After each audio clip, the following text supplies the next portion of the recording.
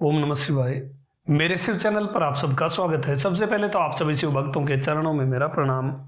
बात कर लेते हैं शिव पूजा के एक विशेष समय की और भगवान शिव के प्रिय आद्रा नक्षत्र की।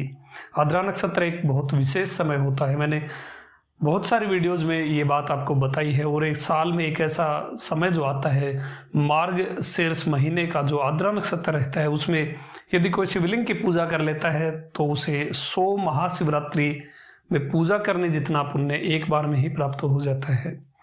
इसलिए आद्रा नक्षत्र बहुत ज़्यादा इंपॉर्टेंट होता है। और भी बहुत सारे नक्षत्र हैं शिव पूजा के लिए, बहुत सारे ऐसे समय होते हैं जो बहुत ज़्यादा इंपॉर्टेंट होते हैं।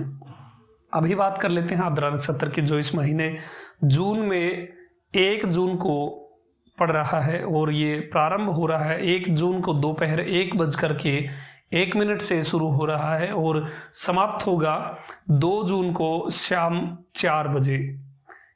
यानी 1 जून को दोपहर 1 बजे से लेकर के 2 जून शाम 4 बजे तक का जो आपका समय है, ये पूरा का पूरा गोल्डन टाइम है एक शिव भक्त के लिए, क्योंकि इसमें आद्रा नक्षत्र व्याप्त रहेगा। इसमें की गई पूजा आपको अनंत कोटि पुण्य प्रदान करने वाली होगी। इसलिए यत्न पूर्वक करके कैसे भी हो टाइम निकाल करके आप शिवलिंग की पूजा अवश्य ही करें। लिंग पूजन से सभी देवताओं की पूजा हो जाती है, ये भी हम बहुत पहले डिस्कस कर चुके हैं।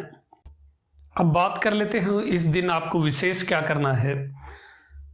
ज्येष्ठ मास चल रहा है, ज्येष्ठ मास पर शिव पूजा कैसे करनी चाहिए वो भी मैंने आपको एक वीडियो में पहले बताई है। उसी का एक पार्ट यहाँ पर मैं थोड़ा बता रहा हूँ।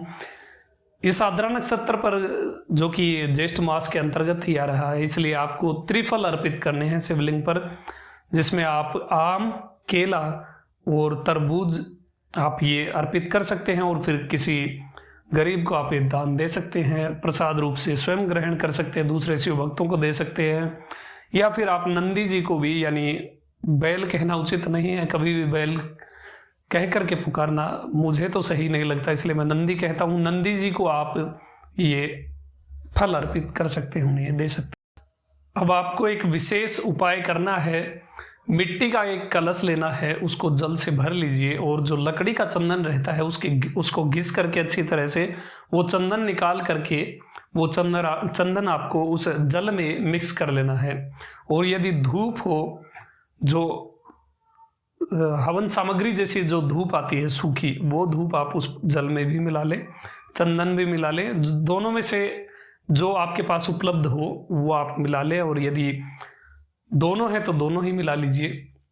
फिर उस जल से आपको कम से कम भी 11 कलश आपको शिवलिंग पर मृत्युंजय मंत्र से अर्पित करने हैं। एक विशेष बात आपको यहाँ पर ध्यान रखनी है कि जब आप जल से या दूध से या किसी भी द्रव्य से आप यदि शिवलिंग का अभिषेक कर रहे हैं, ये बात नोट कर लीजिए, हर एक शिव भक्त नोट कर लीजिए इस बात को। जब भी आप शिवलिंग का अभिषेक करते हैं तो उस समय शिवलिंग पर सीधा आपको जल अर्पित नहीं करना है।